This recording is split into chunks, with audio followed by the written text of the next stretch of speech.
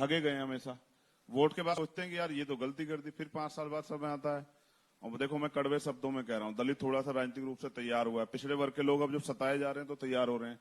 लेकिन इस देश में एक जो सबसे बड़ा वोट है जिसको मुस्लिम कहते हैं, वो आज भी एक ऐसी सियासी मानसिकता बना रखी है कि जो बीजेपी को हराएगा उसको वोट करनी है। इस बात के बाद क्या होता है कि चुनाव के बाद वही व्यक्ति जिसको उन्होंने वोट किया वो कहता है कि मैंने तुझसे मांगी थोड़ा ही थी यार, मैं जो तेरी बात करूं, मैंने नहीं मांगी तुझसे, तूने अपनी मर्जी से दी। तो ये डर निकालकर उनको ये सोचना चाहिए वो भी इस देश के नागरिक हैं, जितना खून इस देश की मिट्टी में दूसरे लोगों का उतना उनका भी शामिल है।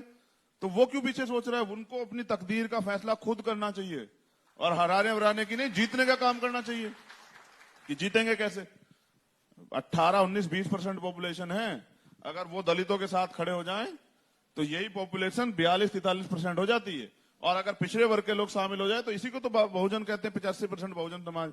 और जिस दिन इकट्ठा होगा अपने भविष्य के बारे में, आने वाली पीढ़ियों के बारे में सोचेगा। जिस तरह भारतीय जनता पार्टी के लोग निजीकरण करके आरक्षण व्यवस्था खत्म कर रहे हैं, सारे सरकारी डिपार्टमेंट खत्म कर रहे हैं, तो जिस दिन ये अपने भविष्य के बारे में, अपनी आने वाली पीढ़ियों के बारे में सोचेगा तो देश का नक्शा कुछ और होगा।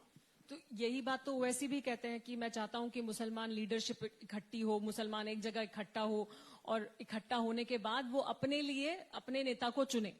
तो साथ में जाने का प्लान है फिर उनके? देखिए मैं कह रहा हूं, हक की बात सब कह रहे हैं और जिसको भी तकलीफ है वो कहेगा। और मैं समझता हूं कि अब कहना भी चाहिए, समय आ गया है। किसके भरोसे बैठे? जो चुनाव के बाद ये कहेगा कि मैंने तो तुमसे कहा ही नहीं था, मुझे दे दो। हम तो सबके सताए में, जितने दल अब तक रह के गए हैं, युवा सबके सताए में।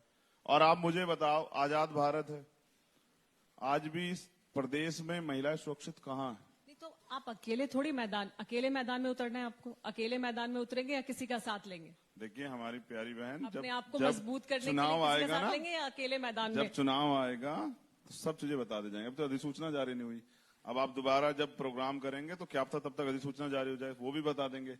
लेकिन ये तय है कि जो हालात भारतीय जनता पार्टी ने, मैंने जलियांवाला बाग सुना था, किताबों में पढ़ा था, मैंने देखा वहां जाके, यहां गोली लगी है किसान को और उनके शरीर का कोई हिस्सा नहीं है जो लहूलुहान ना हो। और वो जो लोग जब वहां चिल्ला रहे थे ना, तो मुझे लग रहा था कि देखिए आज भी हम उस गुलाम भारत में तो हैं कि मुख्यमंत्री तय करेंगे कौन आएगा कौन नहीं आएगा, कौन मिलेगा कौन नहीं मिलेगा। ये आप कौन होते तय करने वाले? आप अगर सुरक्षित नहीं रख सकते प्रदेश की जनता को तो आप फैसला कैसे करोगे कि पीड़ितों के दुख सुख की लड़ाई कौन लोग लड़ेगी?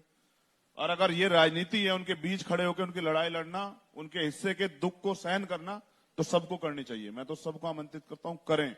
जब कोई सताया जाए उसके साथ खड़े हो, सरकार को बताएं कि तानाशाही लोकतंत्र में नहीं चलती।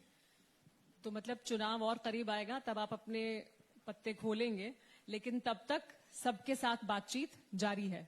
पत्ते वत्ते होते ही नहीं है, राजनीति के पत्ते तो होते हैं। अब वही तो कह रहा हूं, वो जो पुरानी घिसी पिटी राजनीति है उससे तो हम आगे निकल रहे हैं।